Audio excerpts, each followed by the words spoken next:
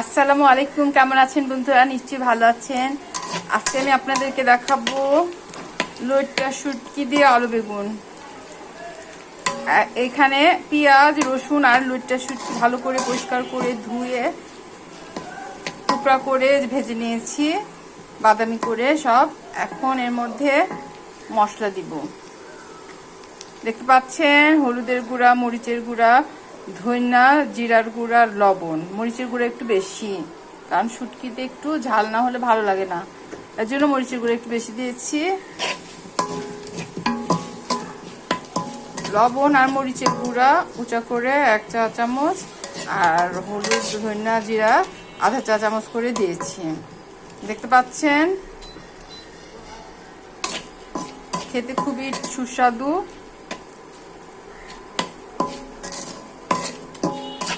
এটা একটু কষিয়ে নিচ্ছি।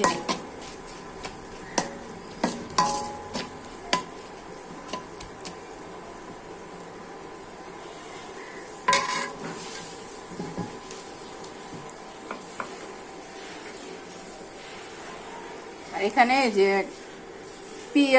কাঁচামরিচ, আলু, বেগুন কুচি কুচি করে কেটে নিয়েছি, ওগুলা ভেজে দিচ্ছি।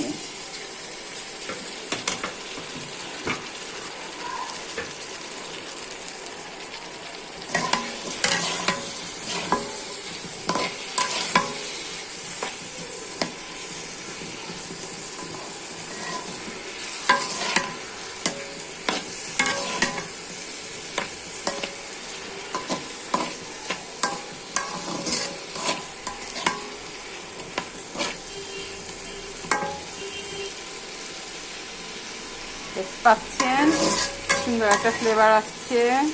এটা অনেকেরই প্রিয় লইট্টা শুটকি দিয়ে আলু বেগুন।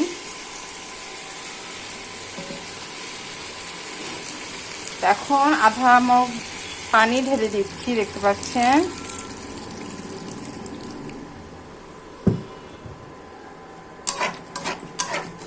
হয়ে গেল।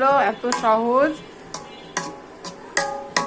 লইট্টা শুটকি দিয়ে আলু বেগুন রান্না। প্রথমে লইট্টা শুটকি কেটে ধুয়ে পেঁয়াজ, রসুন আর সেই লইট্টা শুটকি ভেজে নিতে হবে, দেখালাম। তারপরে মশলা, হলুদের গুঁড়া, ধনিয়া, জিরার গুঁড়া, লবণ, মরিচের গুঁড়া সব দিয়ে, তারপরে আলু, বেগুন, কাঁচামরিচ সব দিয়ে দিলাম। তারপরে একটু কষিয়ে পানি দিয়ে দিলাম। বাস হয়ে গেল।